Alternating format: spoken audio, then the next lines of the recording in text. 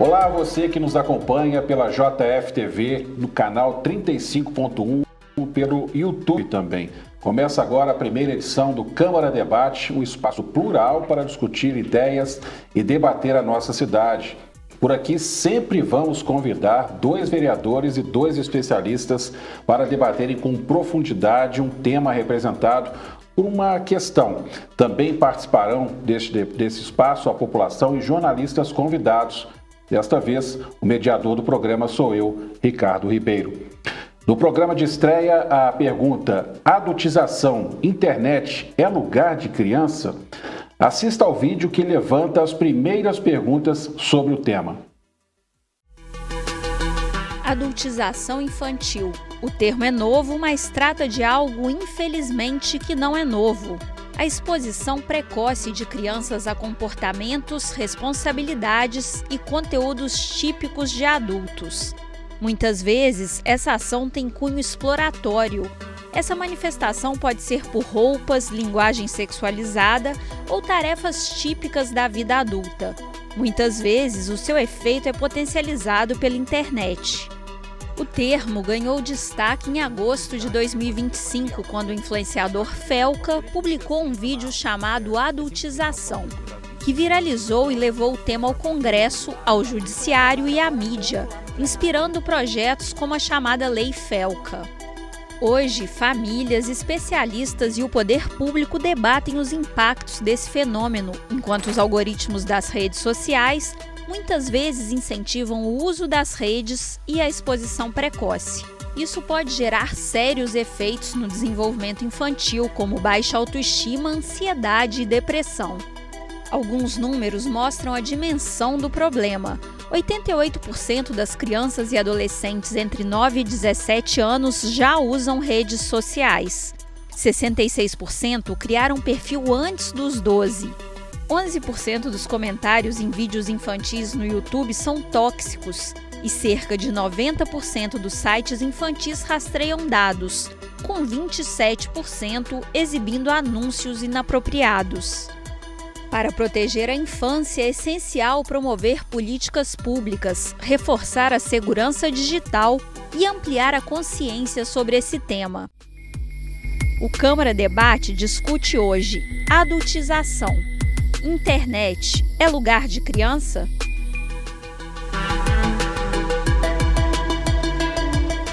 Para debater essa questão, escalamos hoje o vereador André Luiz Vieira, do Republicanos, o primeiro vice-presidente da Câmara, e a vereadora Roberta Lopes, do PL, que é membro da Comissão de Defesa dos Direitos da Criança, do Adolescente e Juventude. Participam ainda os especialistas Thaís Knop, que é a psicóloga infantil, e o Lair de Castro Júnior, advogado especialista em crimes cibernéticos. Bom, primeiro vamos ouvir os especialistas. Thaís, o que é adultização? Aliás, esse é o termo correto para se falar do assunto?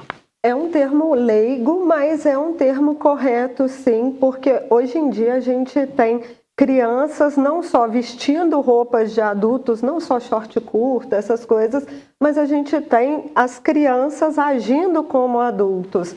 Essa questão de adultizar, fazer com que a criança seja um mini adulto, é extremamente nociva quando a gente pensa que a criança está em fase de desenvolvimento e quando a gente pensa numa questão mais de maturação cerebral mesmo, as crianças elas estão em pleno desenvolvimento, então a gente pensa assim, poxa, mas hoje o córtex pré-frontal, que é responsável por tomada de decisão, planejamento, tudo isso nosso, só está maduro o suficiente com 23 anos. Imagina se uma criança tem a capacidade de conviver ou de ser vista como um adulto. E a lei, ela prevê também essa cronologia da idade da pessoa também? Ela entende que a capacidade dela é importante analisar ou os pais também são responsáveis, assim como a própria ECA determina? Então, como você bem citou aí o ECA, a gente tem, não só na parte penal, como na parte de toda a legislação, um enquadramento em que vai escalonando as responsabilizações. Né? Então, assim, você tem a definição do ECA, que é uma definição que é muito utilizada para responsabilização. Então, quando você tem a definição de criança e a definição de adolescente, você tem uma pré-responsabilização que, enquanto a lei não os considera plenamente capazes, essa responsabilização ela é compartilhada com os pais. Então, os pais podem sim ser responsabilizados por atos praticados pelos chamados menores ou menores infratores, dependendo do enquadramento legal. Eu vou começar com uma pergunta comum aos dois vereadores presentes, vou começar com a Roberta. Roberta, você como vereadora, o que você tem feito para tentar trabalhar essa questão aqui na Câmara? Nós participamos, né, da Comissão da Criança e do Adolescente e nós temos diversos projetos que já trabalham nesse quesito, né, nessa matéria. Eu já venho da militância através do Mães pela Escola Sem Partido, atuando diretamente nessas questões, e a adultização, embora seja um termo novo, é uma conduta já muito antiga, muito recorrente. A gente via isso, inclusive, nas TVs, nas novelas, em programas de TV, em museus, em filmes, e isso é uma questão que nós, enquanto mães e já amantes, né, da defesa da criança, já vínhamos denunciando há muitos anos. Isso veio agora a público com a denúncia do Felca, mas um ano antes, a influenciadora também, Antônia Fontinelli, chegou a denunciar o mesmo caso, mas ela infelizmente foi punida, retirou-se, né, o conteúdo de denúncia, mas graças a Deus agora a gente está retomando essas discussões e vamos trazer também debate para a nossa região, porque no município a gente tem condições de fazer uma tratativa mais ampla, porque essa adultização, essa sexualização precoce, essa exposição e exploração da criança não acontece somente nos meios digitais, ela acontece na vida real, acontece nas escolas e em qualquer outro meio que a criança possa ser exposta. E é responsabilidade total dos pais controlarem o que os filhos estão tendo acesso, verificar o conteúdo didático que eles estão tendo acesso para poder impedir e garantir também a proteção integral da infância. No seu caso, André, como é que o seu mandato é colocado também a favor, né, da discussão? Então, o tema adultização, ele está em voga agora por conta do vídeo do Felca e da aprovação da lei agora que é considerado o ECA digital. Mas aqui a casa sempre discutiu a proteção da criança e do adolescente. O que eu penso que a gente precisa fortalecer, e a gente tem pautado nosso mandato nisso, é fortalecer justamente toda a rede de proteção da criança e do adolescente. No nosso município, a gente tem trabalhado muito no fortalecimento dos conselhos tutelares, né, no maior diálogo, né, na interação com toda a rede de proteção. A gente tem uma rede de proteção bastante atuante dentro de Juiz de Fora, é muito importante a gente frisar isso, tanto na parte do judiciário, doutor Ricardo também, a doutora Samira, com toda a sua equipe, os conselheiros tutelares, as escolas, as secretarias, várias instituições que trabalham com o tema da criança, mas só que a gente precisa melhorar, né, principalmente a comunicação, principalmente no que diz respeito à questão da segurança. Eu acho que houve um avanço, mas a gente ainda está muito distante daquilo que é necessário. Quando a gente pensa em crime cibernético, Ricardo, quando a gente pensa em crimes voltados para a criança e o adolescente na rede social, a gente percebe que existe uma velocidade muito grande. Tudo que é relacionado à tecnologia, você não tem como frear, existe uma velocidade muito grande. Mas o apoio que o poder público, principalmente as casas legislativas, precisam receber, o apoio técnico para combater isso na rede social, ele não caminha na mesma velocidade. Eu acho que esse é o grande problema que a gente tem. Eu comecei com esse ping-pong aqui, mas eu quero deixar os entrevistados bem à vontade para intervir a qualquer momento, para a gente tornar essa entrevista menos entrevista e mais uma conversa mesmo, né? Mas, Thaís, o que mais te impressiona ou te impressionou lá no seu consultório em relação a uma realidade que você conviveu lá e que possa compartilhar, obviamente, preservando nomes, essas coisas todas, que é o menos importante aqui? Essa questão, trazendo por tudo o que os colegas falaram, é uma questão extremamente importante, porque isso a gente vê no consultório, não só essa adultização num termo mais de sexualização também, que foi Eu acho que o que mais foi exposto ali pelo Felca foi também a sexualização dessas crianças, mas essas adultizações que são mini adultos mesmo.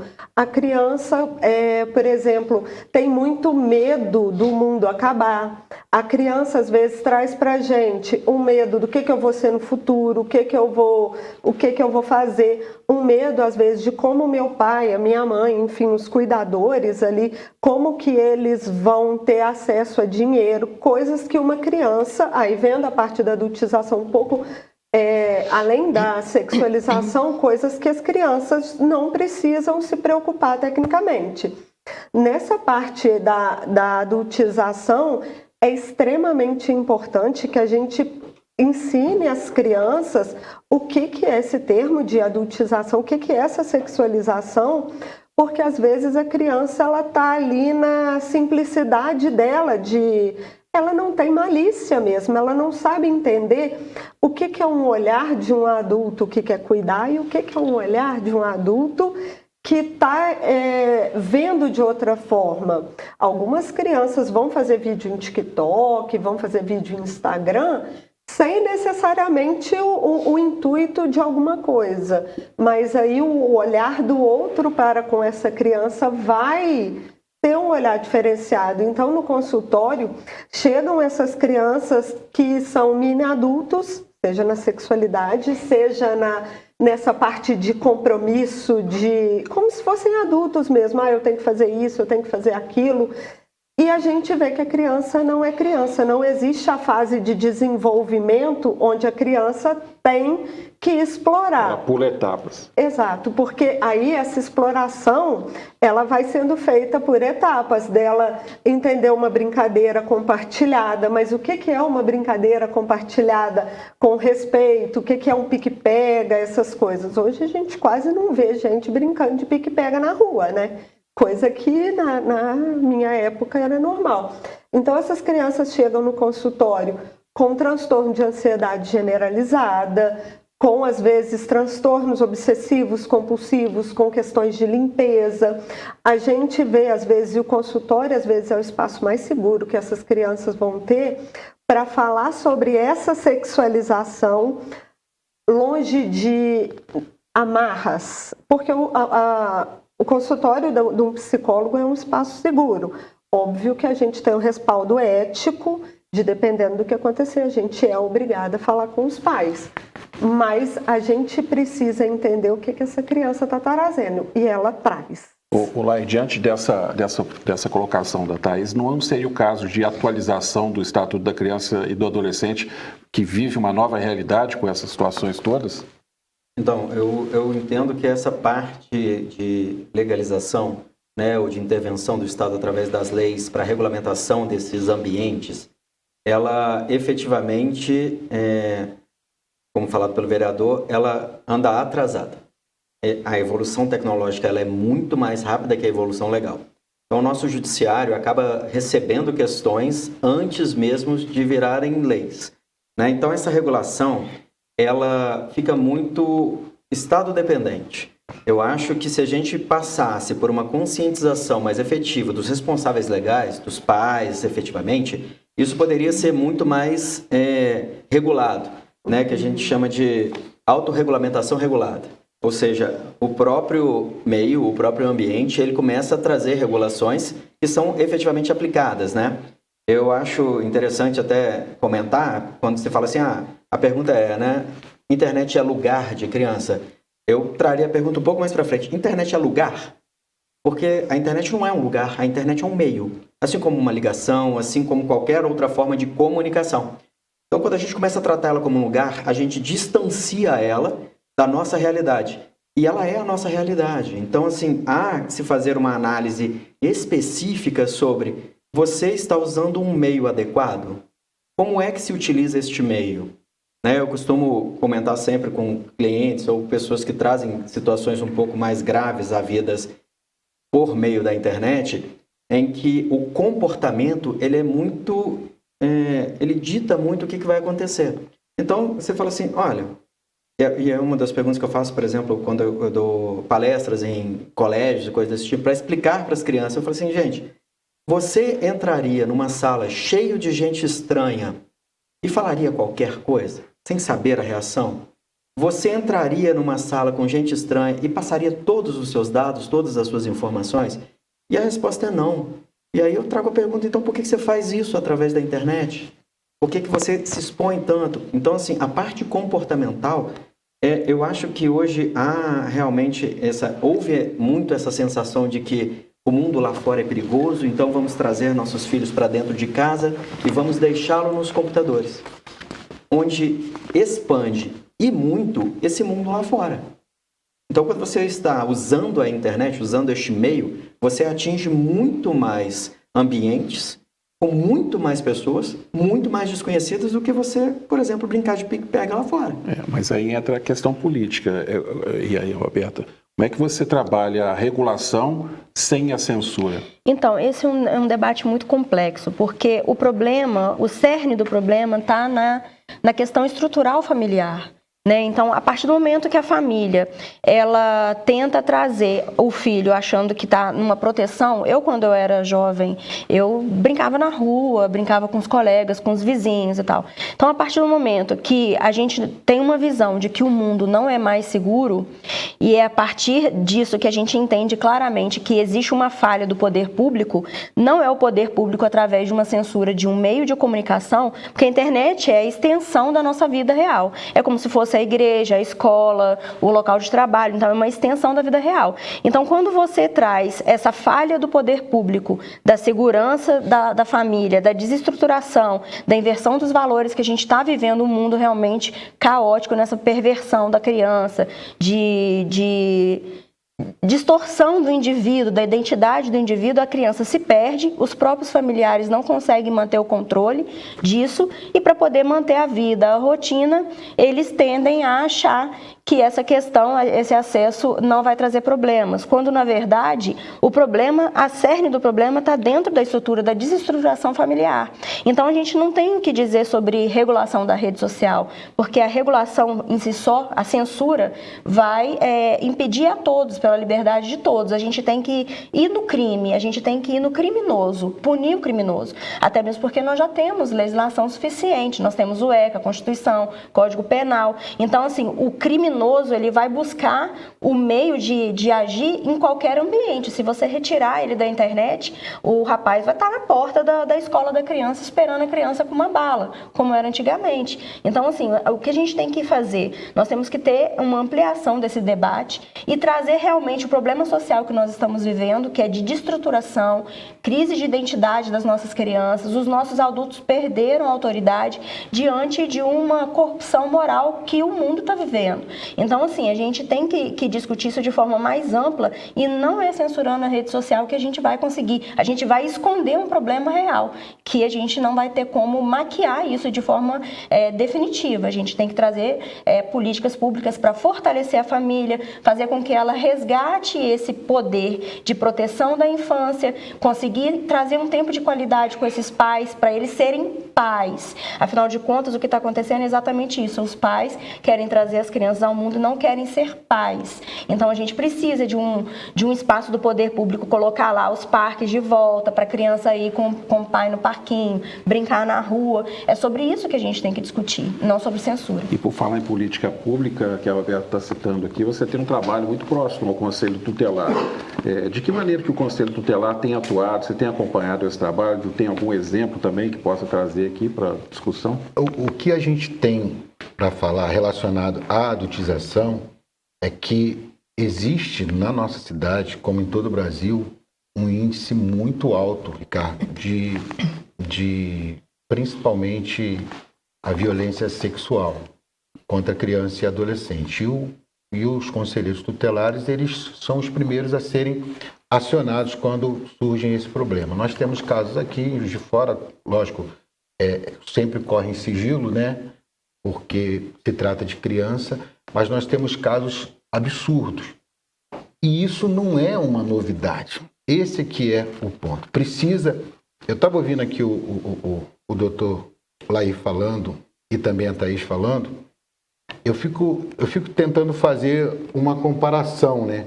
Porque na nossa época, a gente costuma falar isso, na nossa época, não existia a internet.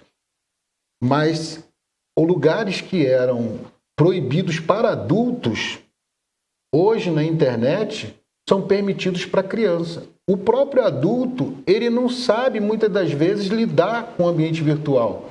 Nós temos vários adultos que vivem caindo em golpes cibernéticos. Vários adultos que vivem sofrendo consequências terríveis, prejuízos terríveis, tanto em relacionamentos como financeiros, por conta de não saber lidar com o ambiente virtual. Se um adulto tem essa dificuldade, imagina uma criança. A criança, por exemplo, um cassino é um lugar de adulto. Hoje em dia nós temos as crianças participando de o cassino virtual. Os jogos do Tigrinho virou uma febre e é incentivado, e aí bate no que a Thaís estava falando, é incentivado por influenciadores que exigem da criança um comportamento que não era para ela estar pensando nisso, era para ela estar no parquinho, era para ela estar brincando de pique-pega, mas na verdade essa é a nossa realidade. E a gente precisa aprender a combater isso. Agora, frear não tem mais como, você tem que aprender a combater isso. Tem um caso muito interessante que mostra um pouquinho essa relação de velocidade. A gente tem um caso de um hacker, um menino brasileiro, de 17 anos, em 1999, Vanderlei José Júnior. Vanderlei Júnior. Ele tinha 17 anos e ele hackeou a NASA. Ele hackeou a NASA com 17 anos. Aí ele quase que mandou a NASA para o espaço, se ele quisesse. Então a NASA, quando descobriu, chamou ele, inclusive, para ir lá. Isso foi em 1999, então estava no início dessa era digital. Foi chamado lá para a NASA para explicar como que ele acessou, onde estava a vulnerabilidade ali do sistema da NASA. E saiu de lá, inclusive, com um diploma. Esse rapaz, 3 anos depois, ele participou auxiliando a polícia do Rio de Janeiro numa operação chamada Operação Catedral Rio, e ela desbaratou uma rede de pedofilia de mais de 200 pessoas, tudo gente renomada. E ele mesmo cita casos absurdos, né? E ele mesmo cita a dificuldade que teve para poder ele encontrar, para que essas pessoas fossem punidas de fato, de verdade. Então a primeira operação praticamente deu em nada. Depois teve outras operações e aí foi obrigando o sistema a melhorar as suas leis relacionadas a isso, e a gente chegou a algumas punições, a algumas pessoas sendo condenadas. Mas existe uma distância muito grande, porque quando você pensa que em 1999 isso já era um problema grave, mal chegou à internet, já tinha esse problema grave, e hoje esse problema continua, foi denunciado pelo Felca uma coisa que não se limita à história do Ítalo, né, que é o grande ponto que está lá preso. O Ítalo foi preso, mas quantas pessoas não eram para estar presas? Quantas pessoas não eram para estar sendo julgadas relacionadas à pedofilia no ambiente virtual? As nossas crianças estão muito expostas. E é um problema até para os conselheiros tutelares. Você falou dos conselheiros tutelares, é um problema. Por quê? Porque todos nós da sociedade, principalmente toda a rede de proteção da criança, ela precisa estar amparada, ela precisa ter uma assessoria tecnológica para isso. Então você vê um menino de 17 anos que na inocência dele, hackeando lá tal, mas ele não tinha a maldade não. Ele foi lá e ele acabou se transformando em um especialista na área e acabou auxiliando a polícia nas primeiras ações de combate à pedofilia no ambiente virtual.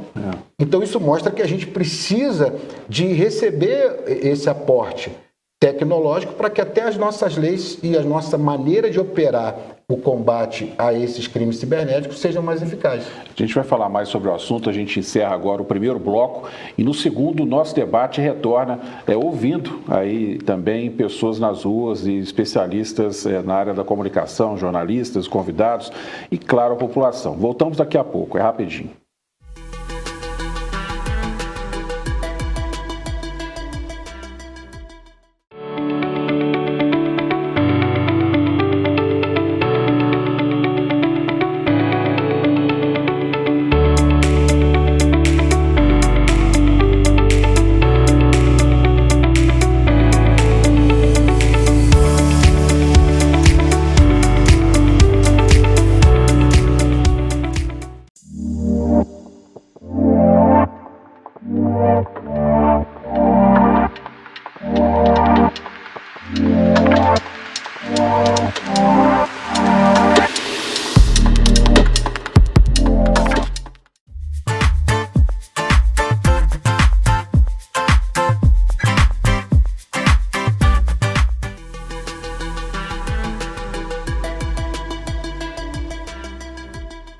Estamos de volta com o programa Câmara Debate. A questão em debate hoje é adultização. A internet é lugar de criança? A proposta é convidar sempre um jornalista para participar do nosso debate. A primeira pergunta é da Renata Monteiro, da Rádio Cidade.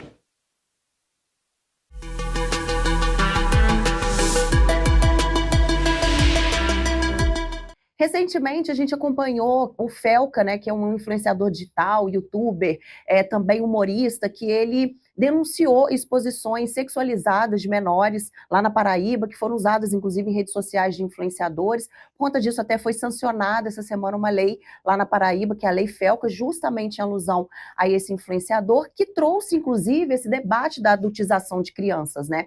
Eu queria saber de vocês o seguinte, qual que é o papel, na verdade, dos pais, das escolas, da sociedade como um todo, no desenvolvimento, no processo de desenvolvimento de crianças, justamente para não deixá-las serem adultizadas, né, para elas serem crianças mesmo. Muito bem. Roberta, como que o poder público pode participar com essas ações efetivas aí? A primeira coisa é fazer uma campanha de conscientização para os pais, né? A gente precisa levar esse debate para que os pais tenham conhecimento dos reais riscos da negligência em torno de deixar a criança em qualquer ambiente, não só no digital, em qualquer ambiente sem supervisão. Quando você fala isso, é nas escolas municipais? Nas escolas, em todos os lugares, nas igrejas, na rua, seja em qualquer ambiente, elas têm que ser protegidas pelos pais, né? Primeira coisa é essa. A segunda coisa é a gente tem que entender a diferença da responsabilização da família e da responsabilização do Estado nesse sentido. Então, a família é o total responsável pela criação dos seus filhos. Ao poder público cabe a gente dar meios para que esses pais consigam, através da educação em que ele julgar moral e intelectual, dessa forma que ele consiga meios para poder criar aquele adulto de forma séria, responsável, que ele seja um homem de valor, para que ele consiga evoluir na vida, né? Então, quando você fala no poder público, a gente não pode nunca permitir que o Estado tome por si a responsabilidade da família, ocupe o espaço da família. Isso é inadmissível. Então, assim, a gente precisa realmente fazer uma campanha de conscientização, melhorar os nossos espaços de lazer para que os pais tenham espaço de qualidade, tempo de qualidade com as crianças, fazer com que a aplicação da lei seja rígida, que a gente faça uma fiscalização forte, firme e puna quem estiver marginalizado a essa lei, e impedir também que o poder público utilize dos seus poderes para promover ainda mais perversão, igual a gente vê aqui nessa situação. Vamos supor, paradas LGBTs na cidade, criança não tem que estar lá, criança não tem que estar lá no palco, rebolando, tendo acesso a funk, a conteúdos didáticos de música que não são da idade dela, condizente. Então o poder público tem que impedir isso, não pode promover, muito menos ainda com recurso público do contribuinte, para que isso aconteça de forma mais célere, né, que é a sexualização precoce das nossas crianças. Então a gente tem que proteger as nossas crianças, fortalecer essa rede de apoio, fortalecer ainda mais as famílias e impedir que o poder público intervenha diretamente no poder familiar, que ele exerça exclusivamente o poder que segue a ele, que é a segurança e espaços de qualidade. Você quer complementar a pergunta da Renata? Então, quando ela fala do poder público, eu imagino, e eu volto na minha primeira fala, que a melhor maneira que a gente tem de encarar esse problema é fortalecendo a rede de proteção. Sempre que tratar de problemas relacionados à criança e adolescente, toda a rede de proteção, ela usa como balizador das suas ações o ECA, que garante os direitos da criança e do adolescente.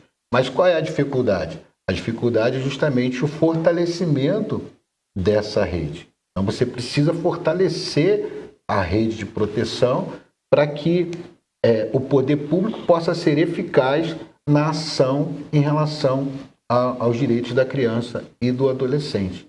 É muito importante a gente pensar que na nossa cidade a gente tem uma rede de proteção. A Polícia Civil, a Polícia Militar, a Guarda Municipal, a Promotoria, né, a Vara da Infância, os Conselhos Tutelares, as escolas funcionam, têm um papel fundamental nessa nessa relação com a criança e com o adolescente. A Casa Legislativa tem um papel fundamental porque nós criamos aqui várias leis que visam justamente o fortalecimento da rede com o objetivo de alcançar a criança e o adolescente, né?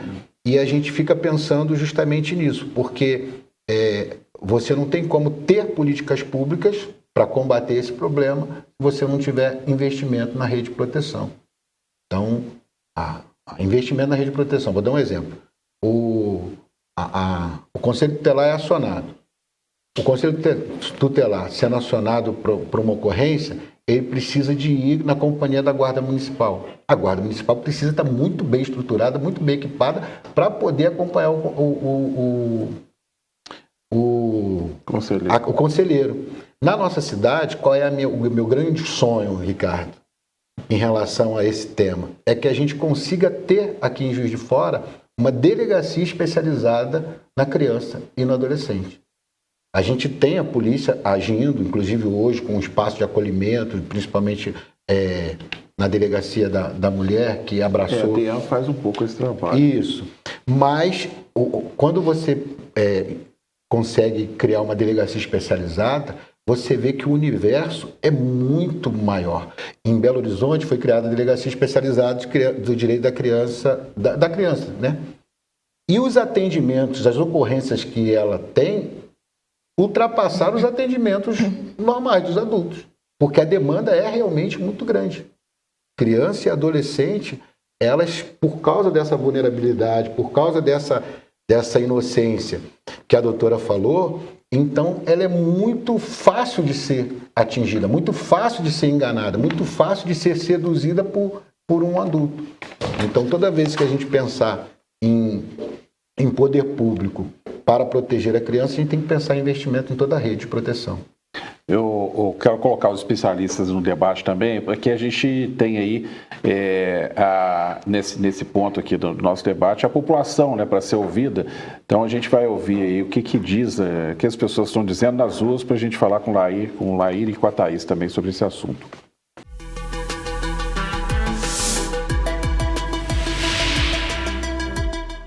Meu nome é Maria Elise, eu tenho 2 sobrinhos e eu gostaria de saber como que a família pode monitorar as crianças na internet.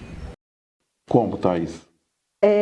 Vou voltar um pouquinho no bloco anterior, porque Dr. Laír comentou, vocês também comentaram, os colegas também comentaram sobre a velocidade que as coisas vão acontecendo. E antes o monitoramento era das crianças brincando na rua, de bala, não fala com estranhos. E aí foi acontecendo um movimento inverso de pegar essas nossas crianças, trazer para casa, porque o monitoramento era mais fácil, porque os pais estavam ali.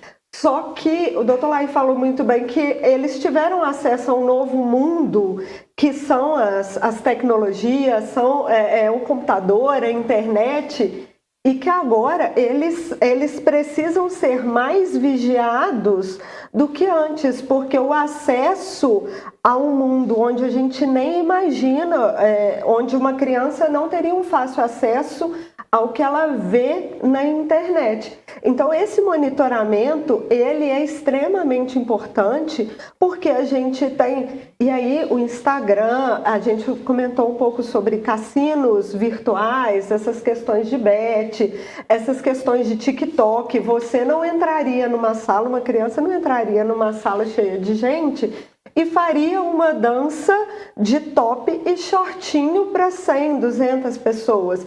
E por que isso é tão normal hoje? A gente passa no Reels do Instagram, vê no TikTok, no próprio YouTube. Por que isso é tão, às vezes, validado pelos pais? Mas você sabe o que eu acho que é? Só para enriquecer seu pensamento aí. É porque é monetizado.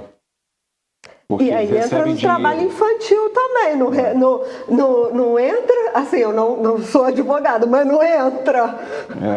Porque tem essa parte, né? A pessoa faz uma gracinha e recebe por aquilo. Então, o que você vê? A família entende que aquele ali é um meio dela ganhar um dinheiro a mais ali do orçamento daquela família, né? Sim. Essa parte da monetização é uma parte muito, muito interessante, assim, porque sempre falo muito sobre isso, não tem nada de graça nesse mundo. Se não tem preço, o preço é você. Se não tem um preço expresso. Então, quando você fala de monetização, quando você fala de visualização, quando você fala de número de acessos, as empresas que fornecem redes sociais, que fornecem vídeos, elas estão ganhando por esses números. Então, você não paga, mas os patrocinadores dele pagam. Então, quanto mais você produzir, melhor é. E aí, qualquer coisa que venha a gerar essa monetização, monetização para mim foi um termo bonitinho que foi utilizado para falar de exploração, para falar de excessos que são cometidos, para falar de situações que qualquer um consideraria uma forma irregular, foi colocado como uma forma de sucesso. Então, se você monetiza, se você ganha dinheiro, é óbvio que eu não estou aqui para tocar o terror com ninguém, para deixar, nossa, que horrível que é ganhar dinheiro com a internet. Não é isso. É para você entender o que é essa monetização, para você entender essa troca, para você não expor seu filho a isso, para você não usar seu filho para isso, para que a criança entenda, para que ela se divirta, para que ela tenha um movimento mais lúdico e menos exploratório em cima daquilo. Eu acho que falta um pouco, até na nossa parte legislativa, um entendimento mais claro sobre isso, para um tratamento mais adequado sobre isso. A gente tem uma segunda pergunta também da população.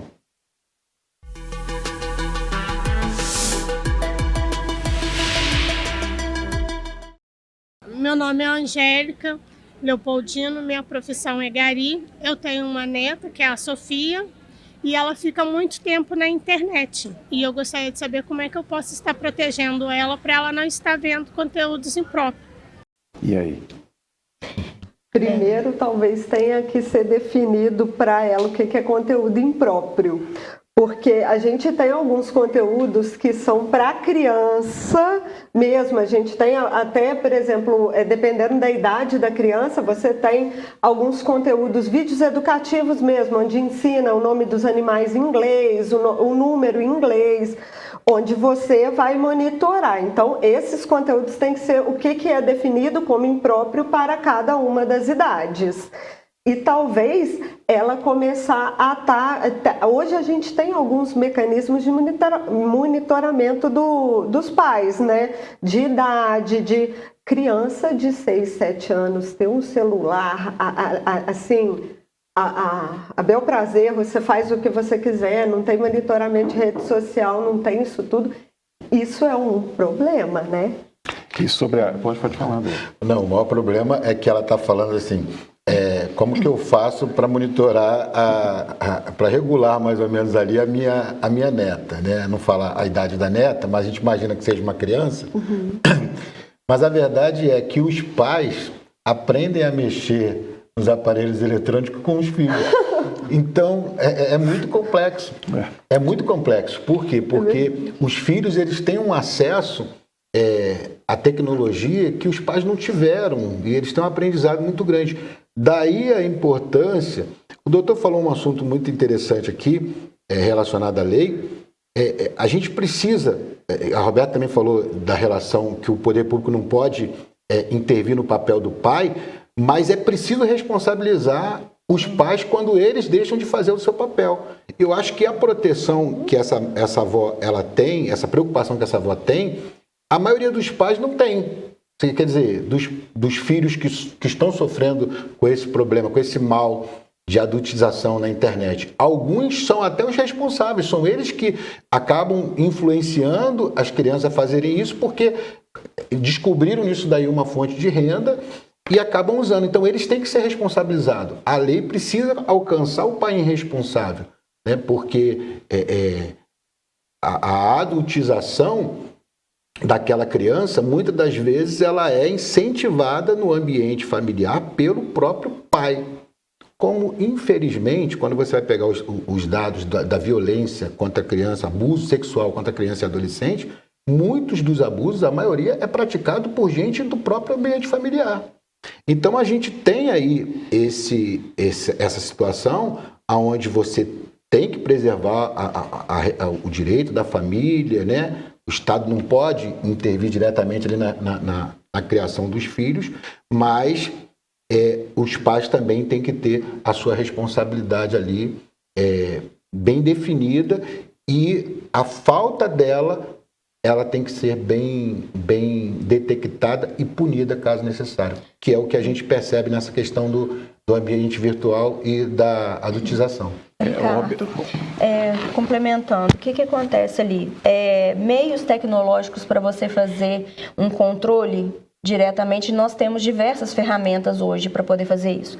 Mas vale dizer, porque foi muito interessante a pergunta das duas, cabe uma rotina familiar rígida, cabe o acompanhamento desses pais, o fortalecimento e exercer a autoridade desses pais. A criança, ela não pode fazer tudo o que ela quer na hora que ela quer. Então tem que ter limites, tem que ter disciplina, tem que ter hierarquia. Então você tem que fazer esse fortalecimento, fortalecer os laços familiares, passar mais tempo com seu filho em outras atividades que não exigem tela. A tela é extremamente prejudicial, ela funciona no cérebro da criança como se fosse uma cocaína.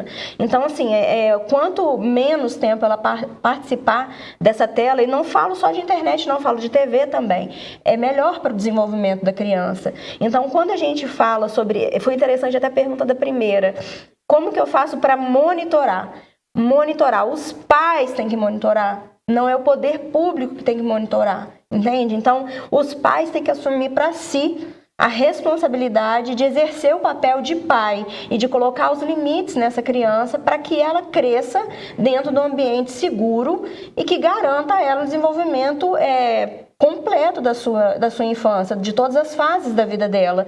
Se o pai não assumir essa responsabilidade para si e o poder público não exercer a punição e a aplicação das leis vigentes, né, a gente realmente vai ter uma falha, um problema social absurdo. E só para poder complementar, é importante dizer que nós temos aí diversos projetos de lei sendo discutidos no Congresso Nacional sobre aborto, sobre transexualização infantil sem autorização dos pais. Então, assim, o poder público em si só, retirando essa responsabilidade do pai e trazendo para si toda a responsabilidade de determinar o que a criança pode, o que não pode, quem que fala, quem que não fala, é extremamente prejudicial para a sociedade como um todo. Então, assim, cada um tem que ficar no seu quadrado, exercer o seu papel para poder fazer com que a nossa nova juventude, a nossa próxima geração, ela não seja tão prejudicada quanto essa que nós temos vendo hoje.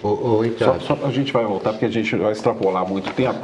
A gente continua esse debate no terceiro e último bloco. A gente está encerrando aqui esse segundo bloco, em que a gente está debatendo se a internet é lugar de criança. Não sai daí, porque você já viu que o André vai ter intervenção, a Roberta, a Thaís e o Laí também, porque a gente tem uma continuidade nesse tema aqui. E já, rapidinho.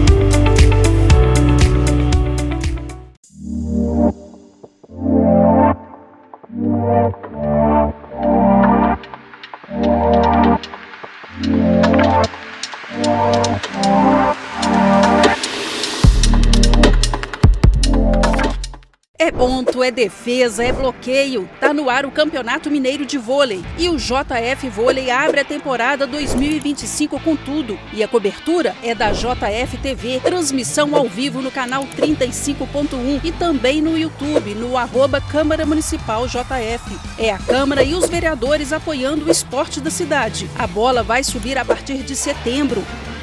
Câmara Municipal de Juiz de Fora. Em quadra com o JF Vôlei.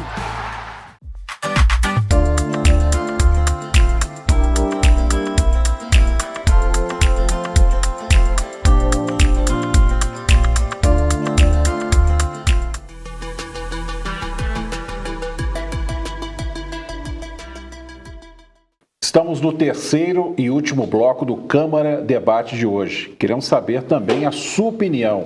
Internet é lugar de criança?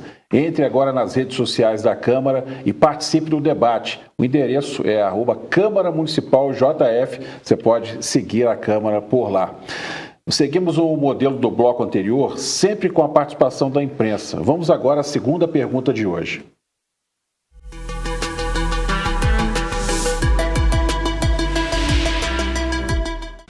Olá, meu nome é Matheus Brum, do Folha JF e do perfil Matheus Brum Jornalista. Eu queria fazer uma pergunta para vocês, primeiramente agradecendo o espaço, em relação a essa questão das crianças usarem ou não internet. A gente sabe que hoje em dia, além de todas as questões de conteúdos impróprios, a gente tem as crianças também ficando muito tempo no celular, o que traz uma série de problemas aí de saúde. Gostaria também que vocês abordassem a respeito dessa questão, da questão de problemas de concentração, de visão, causados também pelas crianças que acabam ficando muito tempo em tela e muitas vezes usando o celular. Então vamos lá, André, acabei te interrompendo, bom que você já pode colocar seu pensamento. A pergunta do Matheus, ela é muito interessante, porque quando você fala em adultização, você está falando de problemas que de repente não vão ser detectados no momento, mas no futuro, como a Thais falou, vai gerar consequências imensuráveis. Problemas emocionais, traumas, problemas gravíssimos, de doenças mesmo, né? Que pessoas vão... a gente não sabe o que vai ser do futuro dessa geração, uma vez que ela está, ao invés de conviver em sociedade, ela está ali vivendo na tela o tempo inteiro. A mãe, às vezes com o bebê, já coloca uma tela para substituir o papel dela, que é a mãe, né? Mas voltando aqui ao assunto da Roberta que ela estava falando, e eu me senti na obrigação, porque é um assunto que também me incomoda muito, é que ao mesmo tempo que a gente trabalha para combater a adultização, e o poder público tem esse papel de criar leis, de trabalhar de forma mais eficaz, para que a gente consiga aí achar os responsáveis e tentar criar algum tipo de políticas públicas para incentivar a criança a largar a tela e, de repente, a viver a vida de criança, né? Que é o que se espera. A gente não pode, o poder público não pode ser justamente o incentivador dessa adultização. E, às vezes, existem algumas correntes na sociedade que levam exatamente a esse pensamento, querem trazer para a criança algumas responsabilidades que elas não têm ainda a formação para poder tomar esse tipo de decisão, né?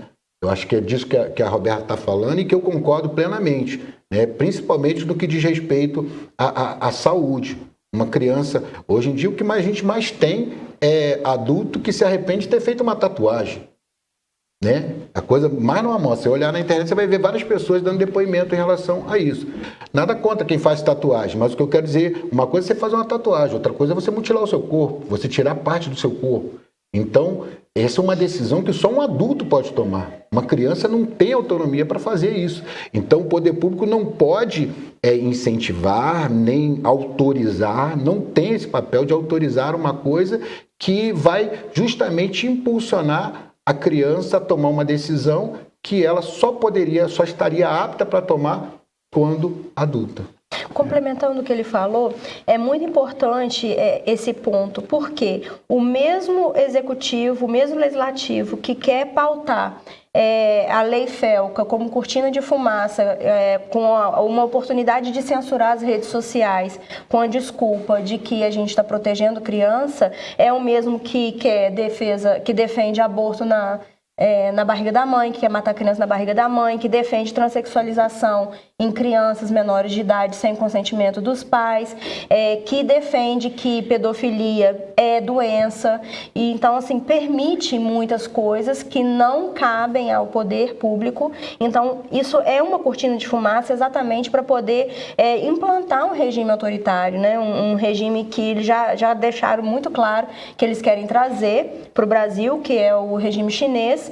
Então, assim, a gente tem que trazer isso para debate porque cabe aos pais defender defender e proteger a infância dessas crianças. Então, a gente não pode estar aqui debatendo proteção à criança e discutir leis que protegem a criança, ao mesmo tempo que o próprio poder público incentiva e financia, patrocina sexualização precoce.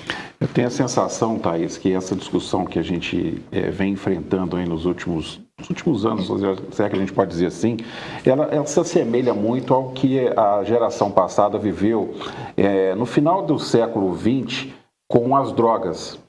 Porque a droga ela passou a ser um problema muito sério na vida das pessoas quando ela entrou de uma forma muito leve e depois começou a se tornar muito pesada. Eu acho que o meio é óbvio que muda, a gente está falando de uma coisa, mas que de certa forma é um vício.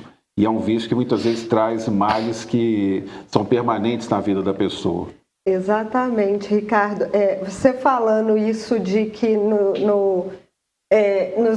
nos anos 2000 aí teve esse boom de drogas e tal. Agora eu estou pensando, existe um movimento das pessoas um pouco mais velhas aí, os 30 mais, 40 mais, de tentar se retirar um pouco da internet, desse super estímulo de rede social, que é um pouco esse pessoal que viveu esse começo de droga.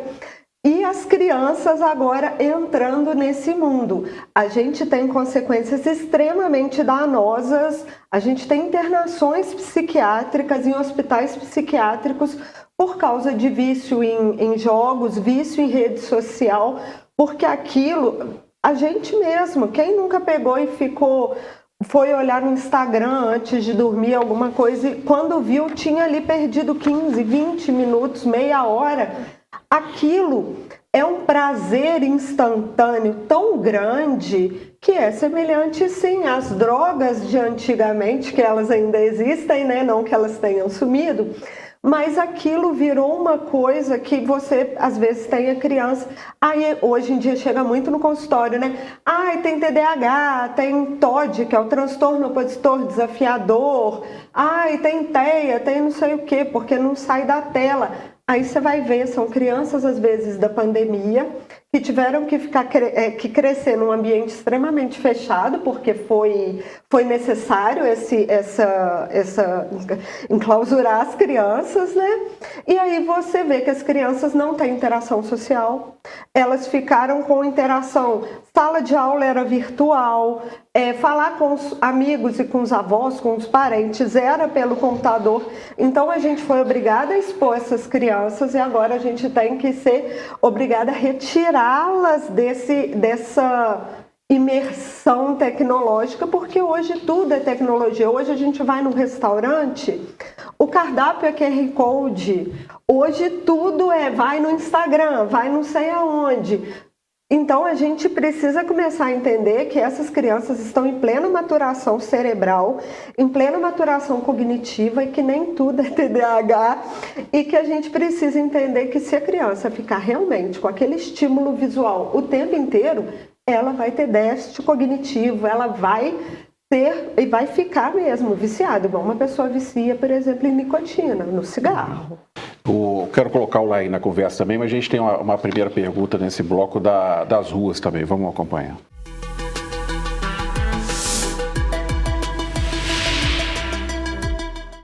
Meu nome é William Rodrigues, eu sou técnico de manutenção elétrica e como eu posso proteger a imagem dos meus primos? Meus primos, eles têm 12 e 11 anos. Parece que casou essa pergunta para você. Bom, deixa eu fazer um apanhado geral de tudo aqui, então, que a gente tem tem número de questões muito relevantes, né? Vamos começar pela questão do monitoramento.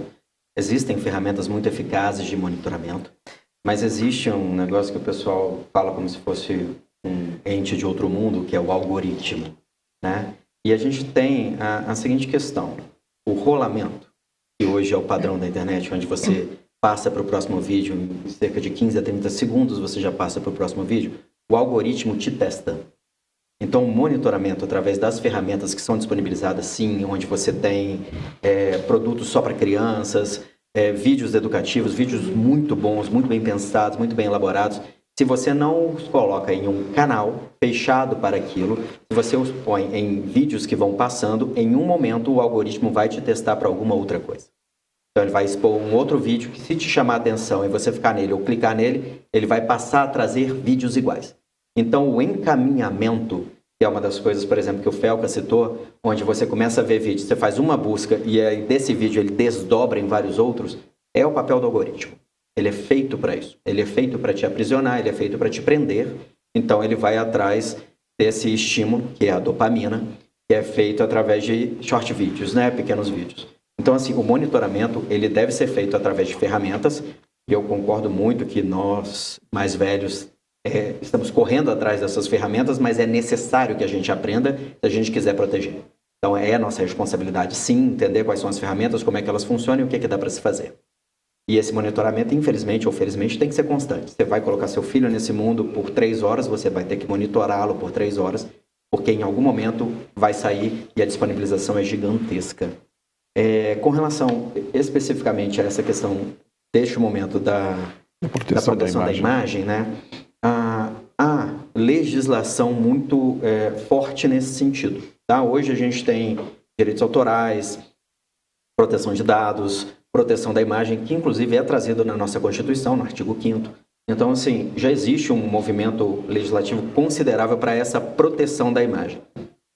Recentemente, só para elucidar com um caso, eu tive um caso de uma pessoa que estava em um ônibus e uma terceira pessoa pegou o celular e filmou ela. E aí ela tomou um susto, porque não tinha autorizado nem nada, pegou o celular e tirou uma foto dessa pessoa. Essa pessoa, quando percebeu, saiu correndo. Ou seja, não se sabe onde essa imagem vai parar. Não se sabe o porquê que foi feito tal vídeo. Então, assim, hoje a gente tem um sem número de condutas que nos levam a estar sempre vigilantes. Então, às vezes, em algum momento, quando você fala assim, eu vou me afastar da internet, eu vou deixar isso de lado, nem por isso você vai deixar de ser exposto. E só antes de chamar a pergunta 2, aproveitando essa colocação sua, e quando a pessoa pega uma foto, uma criança, um adolescente, tira uma foto de biquíni, está na praia, tira uma foto com a família, aí a pessoa faz um recorte daquela criança de biquíni e usa uma foto de uma outra pessoa nua com a imagem da criança ali, faz essa transformação na imagem. Isso é penalmente responsabilizável. Tá? Qualquer utilização indevida de imagem, qualquer exposição ou construção de falsas fotos são penalizáveis e a lei já está preparada para esse tipo de penalização. O que acontece às vezes é que as pessoas ou não acreditam que a lei vai conseguir fazer ou nem sabem que aconteceu. Então, assim, hoje o que eu falo muito é dessa questão de, infelizmente, manter uma vigilância constante nesses meios para você não ser vítima sem nem saber que é vítima, mas quando for, procure aí a parte responsável, né? Você falou muito bem da questão da delegacia especializada. Eu brigo há muito tempo para que a gente tenha em Juiz de Fora uma delegacia especializada em crimes virtuais. A gente não tem. A gente tem um delegado hoje que tem conhecimento, que veio de Belo Horizonte, mas não tem a delegacia especializada. Porque é muito diferente, né? Quando você fala especificamente, quando você entende o que está acontecendo e quais são as medidas que têm que ser tomadas rápidas. É fechar rápido, é cortar rápido, é tirar rápido. E acredite, as redes sociais, as big techs, elas não estão com pressa. Porque não é monetização necessária para eles. Mas respondendo a pergunta dele, é não colocar imagem, porque a partir do momento que você coloca uma imagem na internet, já era. Você não sabe onde ela vai parar. Se eu postar, não posta. Vamos à segunda pergunta, então, das duas, para a gente ir.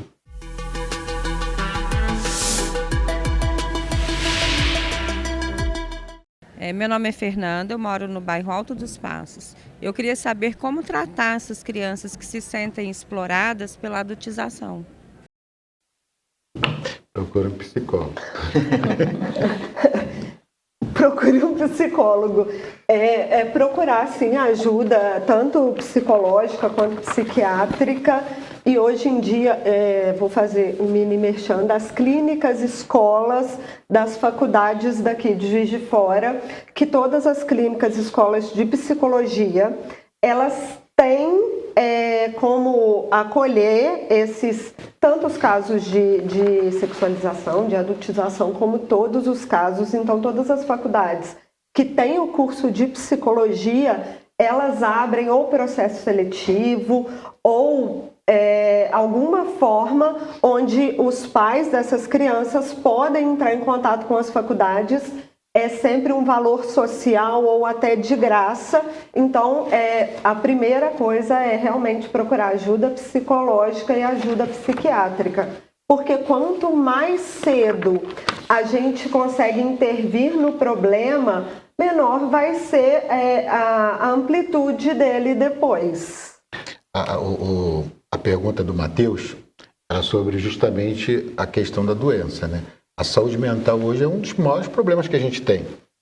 Então, isso é um pouco do efeito colateral da pandemia. A pandemia, a gente saiu da pandemia, mas os efeitos dela ficou aí. E a humanidade, digamos assim, ela tá adoecida. E com essa questão da internet, então as crianças ficaram ainda mais vulneráveis. Então, eu enxergo que a gente precisa pensar nisso. Não tem mais como você separar. A internet não vai deixar de existir. Então, teve uma pergunta de uma pessoa que falou ali sobre o que fazer, né, com a criança.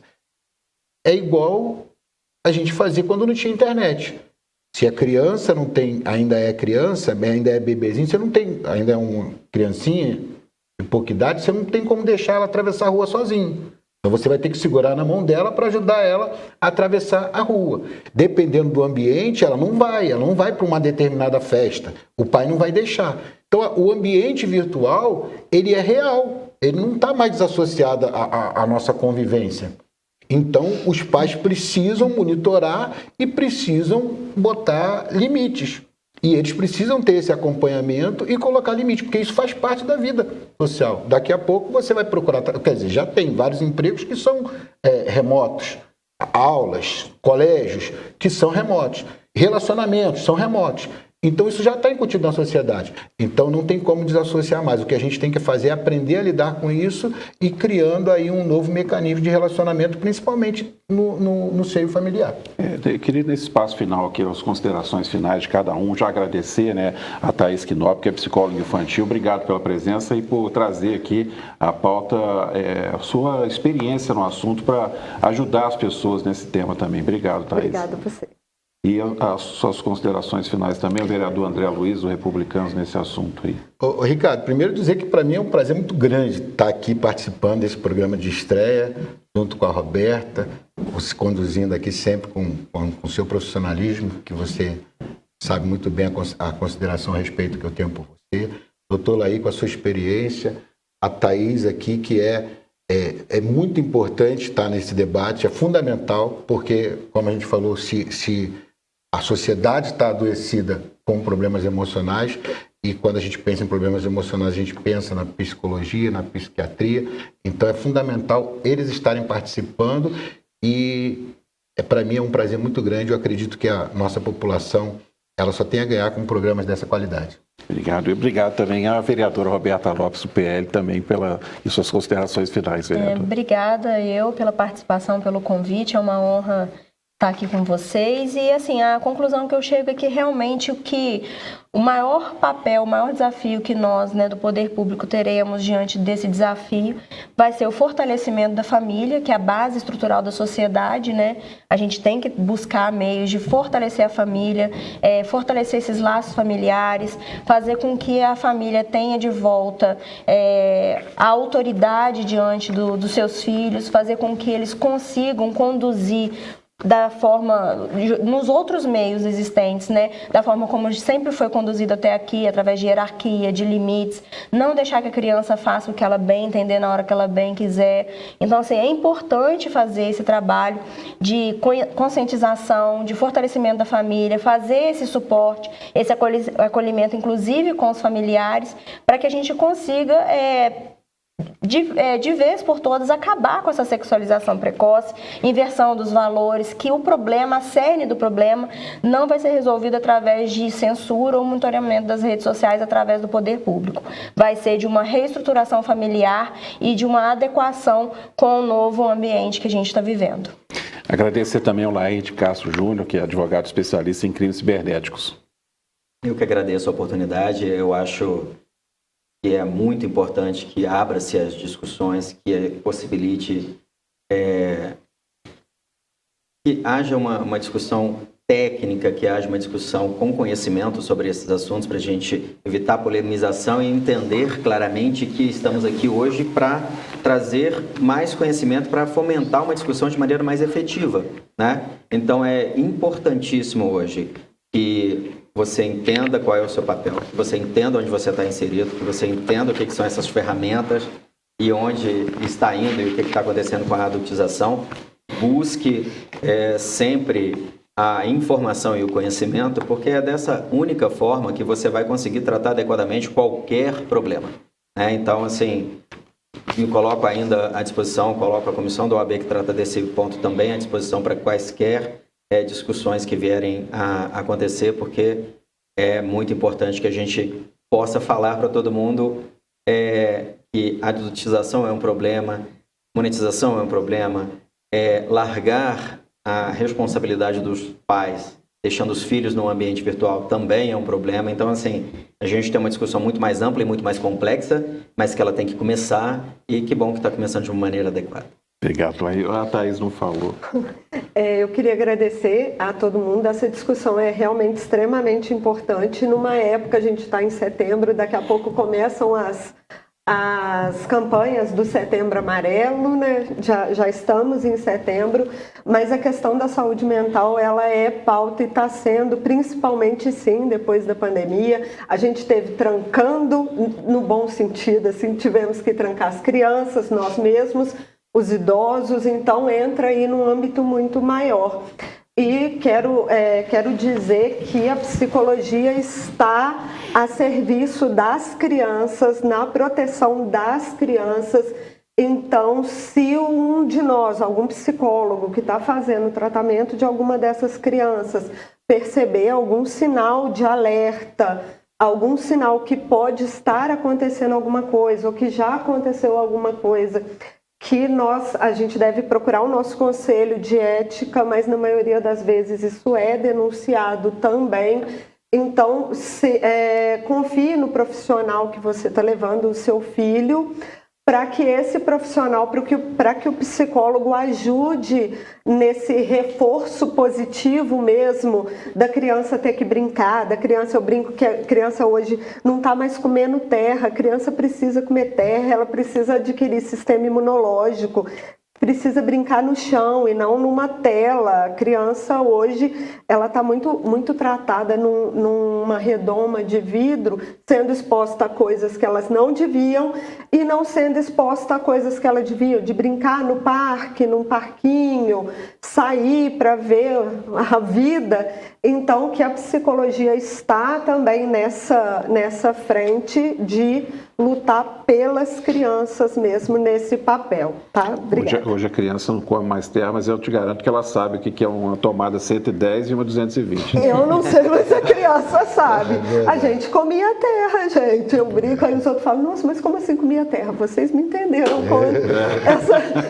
de comer terra. Claro. Olha, quero agradecer mais uma vez a todos aí. A gente está encerrando agora o nosso primeiro Câmara Debate, um programa que vem para incentivar a discussão sobre assuntos importantes da cidade, e um dos objetivos do Poder Legislativo, esperamos que seja um espaço amplo, plural e inclusivo. Confira esse programa completo pelo canal do YouTube da Câmara Municipal. Obrigado pela companhia e até a próxima.